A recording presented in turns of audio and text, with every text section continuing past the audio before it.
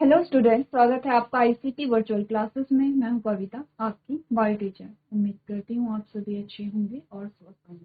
तो क्लास हम यहाँ पे डिस्कस कर रहे थे अपना क्वेश्चन पेपर, जिसमें हम 2023 का क्वेश्चन पेपर देख रहे हैं।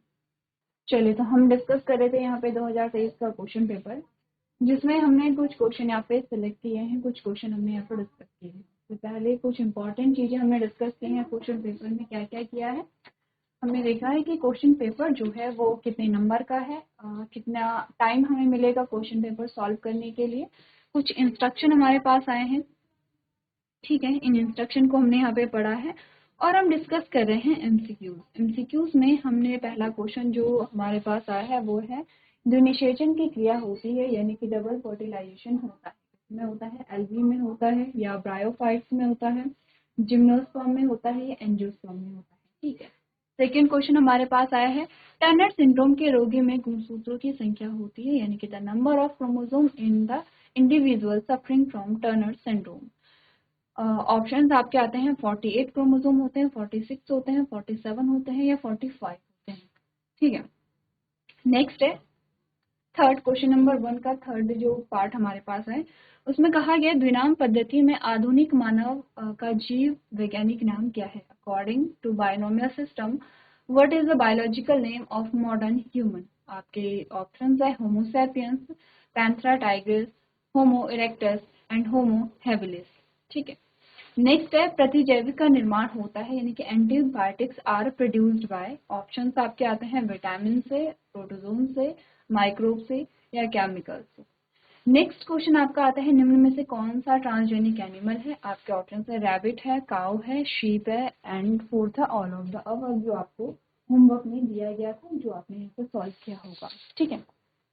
ये हटा दूं। अच्छा, ये जो हमने क्वेश्चन सॉल्व किया है, जो म्यूटेशन की हमने बात की है, ये हमने तब बात की थी जब हम बात कर रहे थे टर्नर सिंड्रोम के बारे में, ठीक है। अब मैं ये हटा दूं, इसकी हमें यहाँ पे जरूरत नहीं है, हमें अपना क्वेश्चन यहाँ पे सॉल्व करना है। चलो, आपका क्वेश्चन है गोल्डन राइस में किस चीज की प्रचुरता होती है। गोल्डन राइस राइस की वैरायटी है और उसमें आपको ऑप्शंस दिए गए हैं किस चीज की प्रचुरता होती है। विटामिन ए या अल्फा कैरोटीन या फिर एंथोसाइनिन है या कैरोटीनिन है। एक बार आप अपने ऑप्शन को देखेंगे।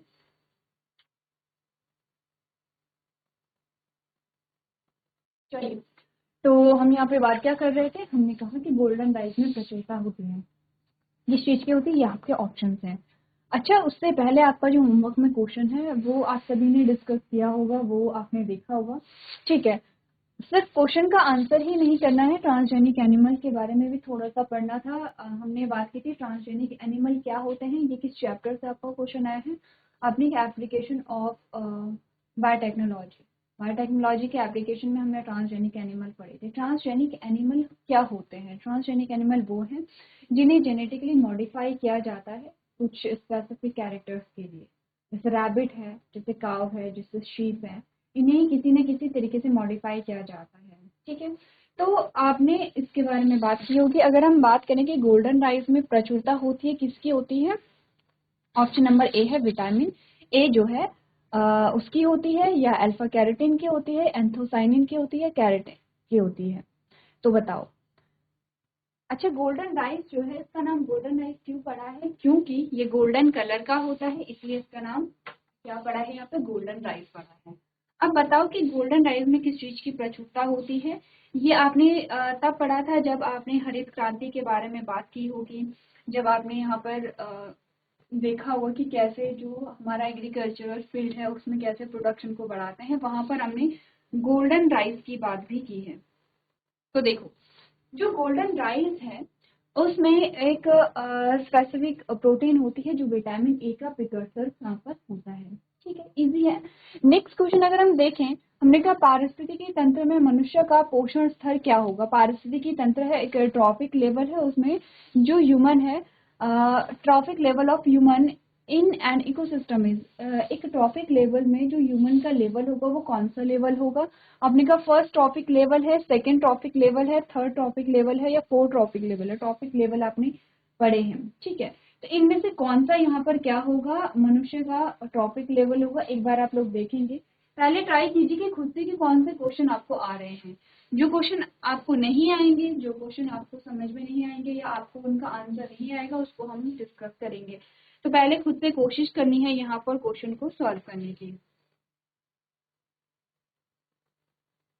चलो देखो, तो ट्रॉफिक लेवल में आपने देखा है जो प्रोड्यूसर्स होते हैं पहले तो, ठीक है, प्रोड्यूसर्स के बाद फिर आते हैं आपने कहा जो प्रोड्यूसर्स को कंज्यूम करते हैं, ठीक है, जिन्हें हम प्राइमरी कंज्यूमर कहते हैं। देखो अगर हम ट्रॉफिक लेवल देखें तो ट्रॉफिक लेवल आता कैसे हमारे पास, ये हमारे पास ट्रॉफिक लेवल ऐसे।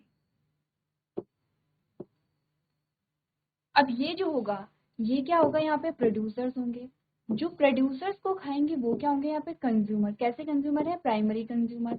जो प्राइमरी कंज्यूमर को खाएंगे वो है सेकेंडरी कंज्यूमर। ऐसे आपके क्या आते हैं, ट्रॉफिक लेवल बनते जाते हैं। अगर हम ह्यूमन को देखें तो ह्यूमन क्या है यहाँ पे, प्राइमरी कंज्यूमर है या प्रोड्यूसर्स है या कंज्यूमर्स है। सबसे पहले तो हमने कहा,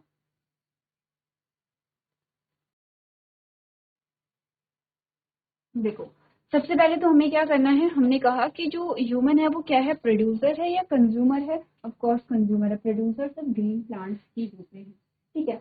अब ह्यूमन जो है वो यहाँ पर क्या करता है, जो प्रोड्यूसर्स होते हैं उनको भी कंज्यूम करता है, ठीक है, यानी कि प्लांट्स को भी करेगा, एनिमल्स को भी करेगा। तो इसके अकॉर्डिंग आपने कहा कि पोषी स्तर में, प्रथम पोषी स्तर में, द्वितीय पोषी स्तर में, तृतीय पोषी स्तर में या चतुर्थ पोषी स्तर में कहाँ पर जो मनुष्य है वो आएगा। देखो ऐसे जो क्वेश्चन है जो बहुत सिंपल से क्वेश्चन है, जैसे ये क्वेश्चन है, जैसे ये क्वेश्चन है आपका, जैसे कि ये क्वेश्चन है आपका, ये क्वेश्चन आप खुद से यहाँ पे सॉल्व करेंगे, ठीक है। एक बार देखिए, ठीक है, इसके अकॉर्डिंग आपका आंसर जो है वो क्या होगा। चलो नेक्स्ट जो क्वेश्चन आपका आता है, जो आपके एमसीक्यूज हैं, उसका जो लास्ट ऑप्शन आपका है वो है मरुस्थलीय पादपों में पत्तियां रूपांतरित होती हैं, यानी कि in desert plant leaf modify into. जो यहाँ पे मरुस्थलीय प्लांट होते हैं, जो मरुस्थल में पाए जाते हैं, जो डेजर्ट में पाए जाते हैं, उनकी जो पत्तियां होती हैं वो किस में रूपांतरित हो जाती हैं, वो तने में रूपांतरित होती हैं, वो स्पाइन्स में रूपांतरित होती हैं, वो फ्रूट्स में रूपांतरित होती हैं, या वो रूट्स में रूपांतरित होती हैं। तो देखो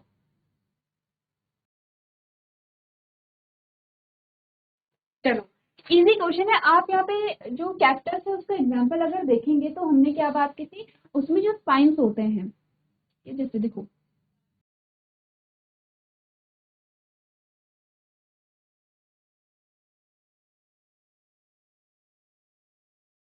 ऐसे आपने देखा होगा, और इसी में आपको क्या मिलेंगे, ऐसे स्पाइन्स मिलेंगे। तो जो लीफ है वो स्पाइन्स में यहाँ पे कन्वर्ट हो जाती हैं। ऐसा क्यों होता है, जिससे कि जो यहाँ पे वाटर लॉस है वो कम हो, ठीक है। तो हमारे जो एमसीक्यूज हैं वो यहाँ पे कंप्लीट होते हैं, एमसीक्यूज यहाँ पे कंप्लीट होते हैं। आपको देखना है कि कितने हमारे पास क्वेश्चन आए हैं टोटल। हमारे पास जो एमसीक्यूज है वो 8 आए हैं। 8 में से ये देखना है कि कितने क्वेश्चन हमें आते थे, कितने क्वेश्चन हमें नहीं आते थे, ठीक है। जो नहीं आते थे उनको फोकस करना है, और जो आते थे उससे रिलेटेड और भी जो टॉपिक हैं वो क्लियर करने हैं। अभी तक आपके एमसीक्यूज में सारे इजी ही क्वेश्चन आए हैं, ऐसा नहीं है कि कोई बहुत ज्यादा डिफिकल्ट क्वेश्चन आपके पास आए हैं। पिछले लास्ट के जो हैं, जैसे कि ट्रांसजेनिक एनिमल हो गया है, जैसे कि गोल्डन राइस से रिलेटेड हो गया, पारिस्थितिकी तंत्र से रिलेटेड है, या फिर आपने का पत्तियों के रूपांतरित होने से रिलेटेड है। ये क्वेश्चन आपके बेसिक्स है, और ये पहले भी हमने डिस्कस किए हैं, आपने छोटी क्लासेस में ये पढ़े होंगे। चलो क्वेश्चन नंबर 1 होता है कंप्लीट, ठीक है। ऐसे ही आपके पास क्वेश्चन आएंगे, ऐसे ही आपके पास क्वेश्चन आएंगे, और एमसीक्यूज में आपको क्या करना है, ऐसा नहीं कि आप पूरा का पूरा यहाँ पे नोट करेंगे, पूरे के पूरा नोट करने की जरूरत नहीं है। क्वेश्चन नंबर 1 का ज डालेंगे, क्वेश्चन नंबर 1 फिर ज, और सीधे इसका आंसर करना है, ठीक है। जो इसका आंसर है, आपको ना ही स्टेटमेंट उतारनी है, ना ही आपको ऑप्शन उतारने हैं, सिर्फ आपको वहां पे आंसर अपना करना है। क्लियर है इतना। इससे ये क्या होगा, आपका टाइम सेव होगा। अब चलो आते हैं क्वेश्चन नंबर 2 पे। क्वेश्चन नंबर 2 जो है आपका वो 1 नंबर का यहाँ पर है, ठीक है। हमने क्या बात की थी कि क्वेश्चन के आगे ही उनका क्या हो गया, यहाँ पे नंबर बताए गए होंगे। क्वेश्चन नंबर 2 में कहा गया है लघु बीजाणुधानी की सबसे आंतरिक परत को क्या कहते हैं, what is the name of inner most layer of microsporangium. ये क्वेश्चन सबसे पहले हम देखेंगे कि ये आया कहाँ से है। सबसे पहले ये जो क्वेश्चन आया है ये आपका आया है आपके पहले चैप्टर से, वो है reproduction in flowering plant.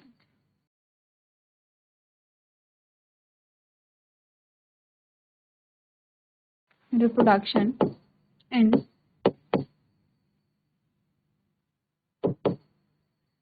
Flowering plants. ठीक है, जो पुष्पीय पौधों में प्रजनन हमने पढ़ा था वहां से ये क्वेश्चन आया है। अच्छा, इसमें से कहाँ से आए हैं? हमने कहा इसमें से आया है जो आपने प्री फर्टिलाइजेशन फेज पढ़ा था।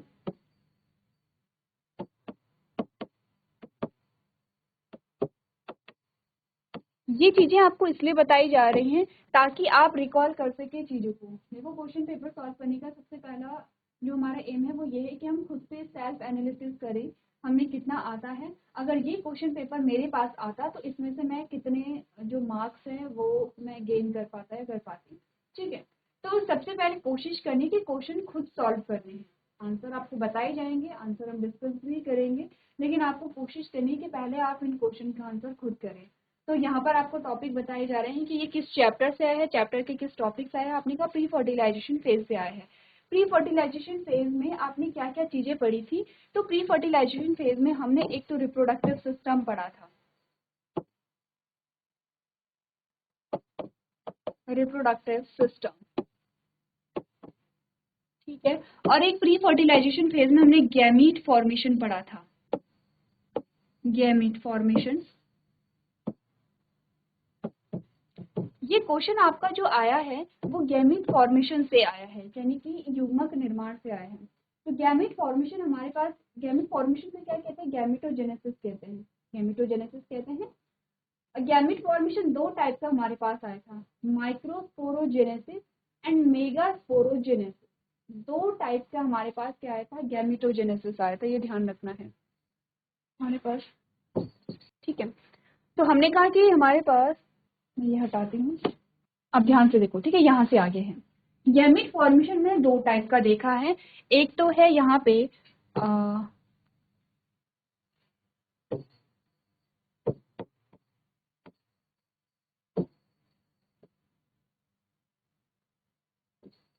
माइक्रोस्पोरोजेनेसिस और एक है मेगा स्पोरोजेनेसिस। अब इन शब्दों से कुछ मतलब कुछ आपको पता चला। एक और टर्म यहाँ पर आता है जिससे कि आप थोड़ा सा पता कर पाएंगे, वो है माइक्रोस्पोरेंजियम। ठीक है, ये शब्द देखना है। अब ये देखना है, हमने कहा कि यहाँ पर ये क्वेश्चन किससे आया है? गैमीट फॉर्मेशन से आया है, ये गैमीटोजेनेसिस से आया है। गैमीटोजेनेसिस दो टाइप के होते हैं, माइक्रोस्पोरोजेनेसिस एंड मेगास्पोरोजेनेसिस। ठीक है, अब आपने कहा कि ये जो टर्म है ये किससे रिलेटेड है? माइक्रोस्पोरेंजियम, माइक्रोस्पोरोजेनेसिस है या मेगास्पोरोजेनेसिस है? आपने कहा ये रिलेटेड हमें लग रहा है माइक्रोस्पोरोजेनेसिस से। अच्छा, माइक्रोस्पोर और मेगास्पोर। माइक्रोस्पोरोजेनेसिस का मतलब होता है फॉर्मेशन ऑफ माइक्रोस्पोर। इसका मतलब क्या है यहाँ पे? Formation of microspore. ठीक है, और मेगास्पोरोजेनेसिस का मतलब होता है फॉर्मेशन ऑफ मेगास्पोर्स। ठीक है, ऐसे ही हमें रिलेट करके करना है क्वेश्चन जब हम सॉल्व करेंगे। अब इससे होगा क्या? देखो, जब हम क्वेश्चन पेपर सॉल्व कर रहे होंगे तो हमने कहा कि जो यहाँ पे लघु बीजाणुधानी की सबसे आंतरिक परत का नाम हमें बताना है, यानी कि हमें इनरमोस्ट लेयर ऑफ माइक्रोस्पोरेंजियम बतानी है। और ये जो क्वेश्चन का आंसर है ये एक शब्द में, एक वर्ड में आपका कंप्लीट हो जाएगा। ठीक है, आपको ये भी नहीं लिखना पड़ेगा कि लघु बीजाणु की सबसे आंतरिक परत को ये कहते हैं। आप चाहें तो आप एक सिंगल टर्म वहां पर लिखेंगे, उस परत का नाम आप वहां पर लिखेंगे, आपका आंसर कंप्लीट है। या आप चाहें तो पूरा सेंटेंस आप लिखेंगे, आपका आंसर कंप्लीट है। तो वन सेंटेंस या वन वर्ड में आपका ये जो आंसर है वो कंप्लीट हो जाएगा। लेकिन अभी जब हम सॉल्व कर रहे हैं तो हमें ये भी देखना है कि ये किस चैप्टर से, किस टॉपिक से आया है। ठीक है, अब रिलेट कर पा रहे हैं? आपने का इस चैप्टर में क्या है, तीन फेजेस हमने पढ़े हैं, pre fertilization, fertilization and post fertilization. Pre fertilization में दो चीजें हैं, रिप्रोडक्टिव सिस्टम हमने देखा है। रिप्रोडक्टिव सिस्टम में बेसिकली हम क्या देखते हैं प्लांट में? हम रिप्रोडक्टिव सिस्टम में हमने देखा है यहाँ पर स्टेमन के स्ट्रक्चर को और पिस्टिल के स्ट्रक्चर के। स्टेमन के पार्ट्स क्या होते हैं, पिस्टिल के पार्ट्स क्या होते हैं, स्टेमन का स्ट्रक्चर क्या होता है और पिस्टिल का स्ट्रक्चर क्या होता है, सारे पार्ट्स के बारे में हमने डिस्कस किया। ठीक है, सेकेंड आता है गैमेट फॉर्मेशन। हमने कहा ये क्वेश्चन हमारे गैमेट फॉर्मेशन से है। गैमेट फॉर्मेशन जो है वो दो टाइप से होता है। गैमेट फॉर्मेशन को हम क्या कहते हैं, गैमीटोजेनेसिस कहते हैं। तो जो जो टर्म मैं आपको बता रही हूँ वो टर्म आपको यहाँ पर क्या करने हैं, नोट भी करने हैं। यहाँ पर लिख रही हूँ गैमीटोजेनेसिस।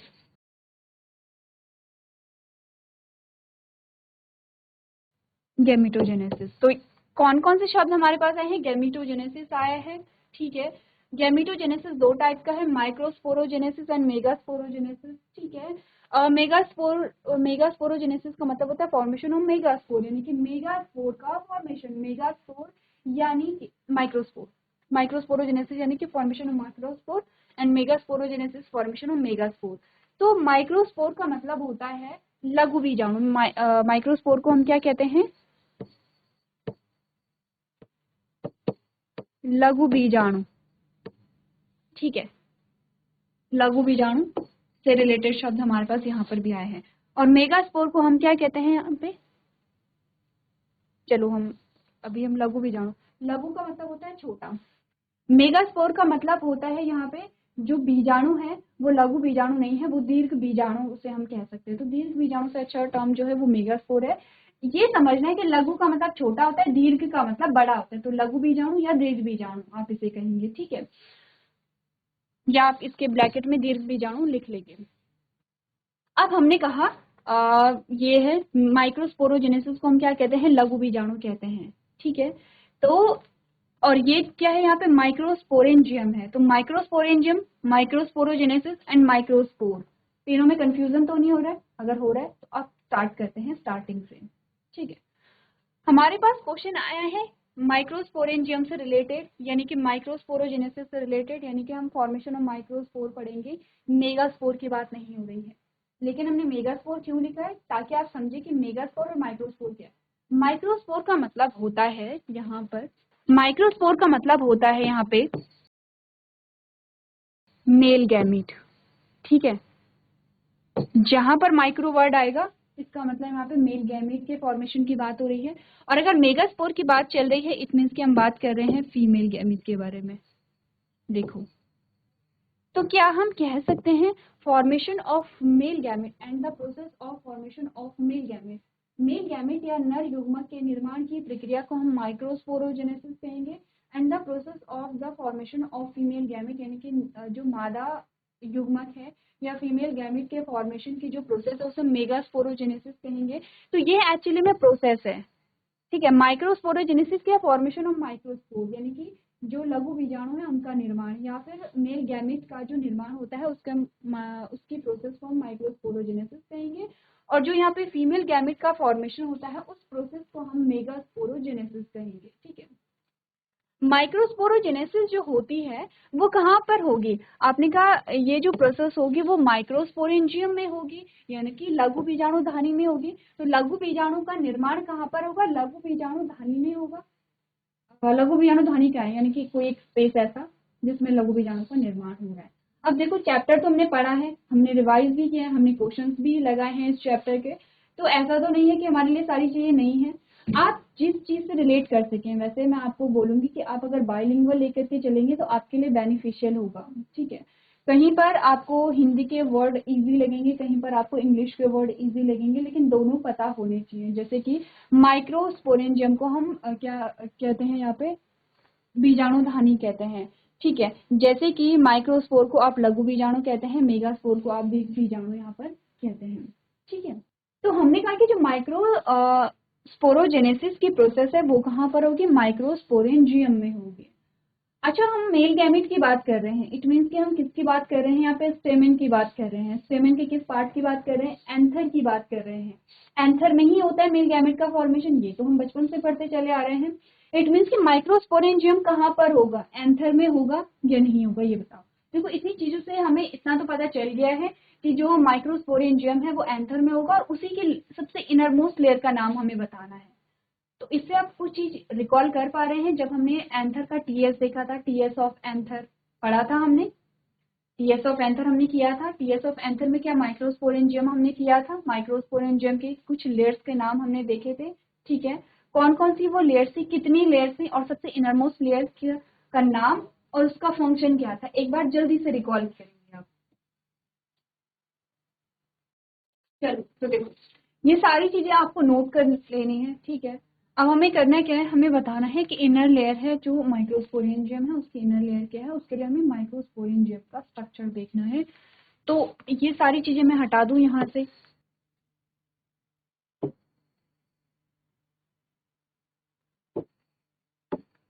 ये हमारा आता है एंथर जो बाइलोब स्ट्रक्चर है, ठीक है। अगर इस एंथर को ऐसे काटा गया, ठीक है, और इसे ऊपर से देखा गया तो उसका स्ट्रक्चर हमें कैसे दिखा,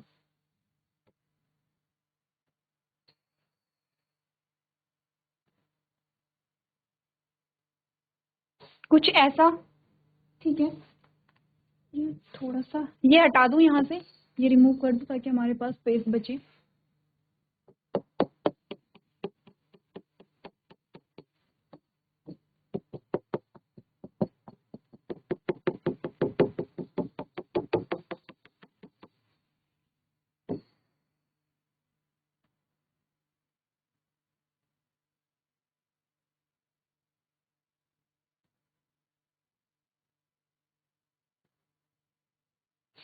कुछ ऐसा, ठीक है। ये हमारे पास क्या आता है, यहाँ पे एंथर का स्ट्रक्चर आता है जो बाइलोब स्ट्रक्चर है। एंथर का जो बाइलोब स्ट्रक्चर है उसमें हमने कुछ इस प्रकार का स्ट्रक्चर देखे हैं, ये वाले स्ट्रक्चर देखे हैं। चलो इसको देखने से पहले, ये है क्या, इसको देखने से पहले हमने कहा हम बात करेंगे यहाँ पे कुछ लेयर्स के बारे में। कुछ लेयर्स हमारे पास आते हैं, एक एक करके लेयर्स को करेंगे। मैं डिफरेंट कलर में यहाँ पर बना रही हूँ ये इरेज करके, और आपको उनके नाम बताने हैं। सबसे आउटर मोस्ट लेयर को हम क्या कहते हैं, ठीक है। उसके बाद हमारे पास कुछ 4 लेयर्स हमारे पास यहाँ पर आती हैं, और उन्हीं में से आपको आपका आंसर जो है वो यहाँ पे मिल जाएगा।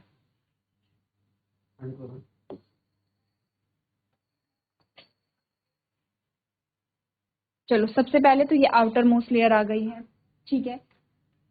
इसके बाहर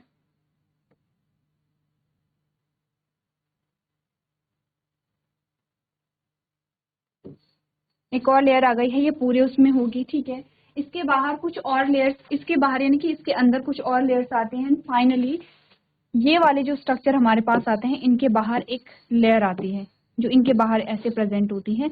वही सबसे इनरमोस्ट लेयर होगी, और वही हमारा यहाँ पे क्या होगा, आंसर होगा। तो एक बार आप लोग घर से पढ़ के लेकर के आएंगे माइक्रोस्पोरेंजियम क्या होता है, माइक्रोस्पोरेंजियम की कितनी लेयर होती हैं, चारों के बारे में। 4 लेयर्स होती है, चारों के नाम आपको पढ़ने हैं, और सीक्वेंस वाइज पढ़ने के सबसे इनरमोस्ट लेयर कौन सी यहाँ पर होती है। चलिए, तो ये क्वेश्चन आपके होमवर्क में होगा। तो आज के सेशन में हम इतना ही करेंगे। अभी तक क्लास में बने रहने के लिए आपका धन्यवाद।